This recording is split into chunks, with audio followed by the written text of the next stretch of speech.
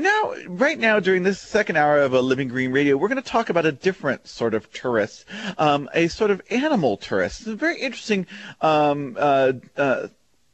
situation is going on in the city of Martinez, which is just north of San Francisco, California. And on the line right now, I have Heidi Perryman, and she's with the MartinezBeavers.org, MartinezBeavers.org, and she has her program called Worth a Dam. And we're going to be talking to her a little bit about some kind of unexpected tourists who have shown up inside in a dense urban area in the San Francisco Bay Area. Heidi, it's a delight to have you on the show this morning. Thank you so much, Dave. You know, when I first read about the Martinez Beavers, I was really amazed. Heidi, tell us a little bit about beavers and about the city of Martinez a little bit. But you know, why are there suddenly beavers in the middle of town? You know, how did this come about? Actually, if you talk to the old Parks Department people, they will tell you that the beavers' arrival is a huge compliment to the restoration that Martinez has been doing on the creeks for the last 50 years. It's a huge stamp of approval, and unfortunately, the city didn't take it that way. They took it as a problem. But actually what it means is that our creeks are getting better and better and being better cared for. And what happened is that you had the Alhambra Creek there in the city of Martinez used to run through town, and at one point it was covered over and put it through culverts and underneath parking lots. And at one point you guys decided that the city decided that they needed to daylight the creek again. Why did they consider going back and changing the creek back to its more natural state? Well, I think there are lots of reasons to do that, but obviously as you get more and more impermeable surfaces on a creek, less where the water can drain down, it gets more and more problematic for a city. And, you know, there were visual reasons to want to do it as well, but also there were sound ecological reasons and economic reasons to not make all our creeks concrete.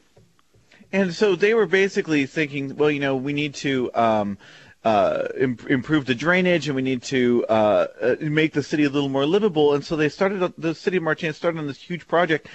And then at some point, suddenly, you know, this new restoration kind of had an unexpected twist. Tell us about the first day that beavers showed up in Martinez, in Alhambra Creek in the city of Martinez. Honestly, I don't think anyone that I know knows the first day. The beavers were first appeared in 2006, and they were first photographed then. But I didn't start watching them till the end of that year. So I think they kind of drifted into town. They kept moving a little bit up the creek. They built an initial dam, which I think was taken out, and then they built their primary dam, which has been around for 3 years now. That's really incredible. Now, I want to kind of back up a little bit because, of course, a lot of people have never even seen a beaver because, you know, the beavers have a huge history in the United States. It's one of the reasons why the United States was colonized in many respects is because of this incredible wealth of beavers that North America had back hundreds of years ago, and in recent times beavers basically had almost completely disappeared from California. So I kind of want to back up a little bit, Heidi, because you've kind of become an unofficial beaver expert in many respects, you know, and I wanted to kind of back up and talk a little bit about first why beavers are. This is not just, you know, some animal that's moved into a restored creek. This is truly a unique experience that we were actually going back, literally backwards in time, and taking a photograph of California at a much earlier time. So tell us a little bit about beavers in general and what their role in California was in years past. Well, I mean, I think that it is well established that there were many, many, many more beavers than we have now. Some trapping records that I read in a recent article talked about early trapping records in the beginning of the 1800s, saying there were as many as 40 to 60 beavers per mile of stream. So 40 to 60 beavers per mile of stream. that is That's amazing. unbelievable. That's a That's huge like a number, beaver but under every footstep. that's exactly. That's beavers everywhere. And that means that the entire streams looked different. The creeks looked different. The watershed looked different. So the banks looked different. The line of trees along the banks. I've read significant research that we could never have had the food belt that we had across the middle of the United States to grow as much food as we had without the fact that beavers enrich the soil, and they are putting down all this soil on both sides of their dams. And in other words, so the beavers were building these dams, and that was causing silt to drop out of the slow the water and drop out of the water column, and then that was building up these kind of rich riparian floodplains that we have that we now farm. Is that what you're saying? Exactly. And in fact, I think when we decided to get rid of our beavers because it was such a great trade, we had no idea how much it would change our creek system. And the creeks now are much lower and faster. That never happened before.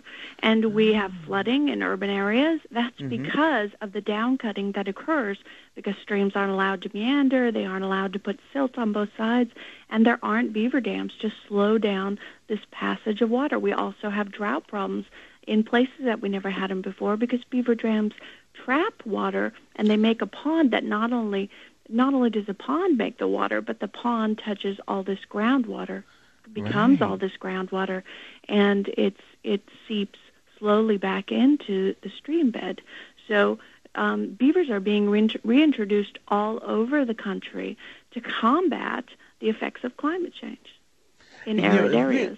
A really, really good point because, I'm a bit of a historical reader myself. I have a tendency to read lots of histories about California, and I often hear about the wonderful richness of the landscape as it used to be, and I often wonder, well, if it was so, wonderful, what happened? And you're kind of explaining right there. And then basically over time we were trapping these beavers and basically more or less kind of exterminated them from the entire state. Is that true? That is true.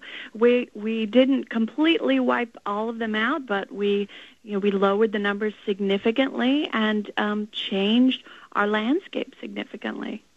And you're not just changing the frame of the land. Beavers also, because of the habitat they create, have this huge trickle-down effect on other species. And that's what we also found out once we had gotten rid of them. It's really quite an amazing story. Now, tell us a little bit about. We're going to, I wanted to learn a little bit more about. When the beavers started coming into Alhambra Creek, and kind of paint for us a picture of how the creek, where the primary dam is, and where the creek is located within the city, because it's almost right downtown, isn't it? Correct. It's almost out. Martinez is located on the Carquinez Strait, so it's almost where the creek meets the strait. Mm-hmm. And this is kind of not just any just normal little. Just a kind of wooded area already. It's right in the middle of the urban area, isn't it? Yes, it's between several central bridges. It's next to an Amtrak station. It couldn't be more accessible to people, which is one of the reasons it generated the attention it did. Now, when you said that you started watching the beavers in the fall, what made you become interested in these kind of funny little fuzzy, animals with big teeth and a big white tail? I mean, why were you suddenly so fascinated with beavers? Well, so I met a stranger on the street. She said, "Have you seen the beavers?" It was not a person I've ever even seen before. I was kind of curious because I had never seen a beaver. I mean, not that many people have.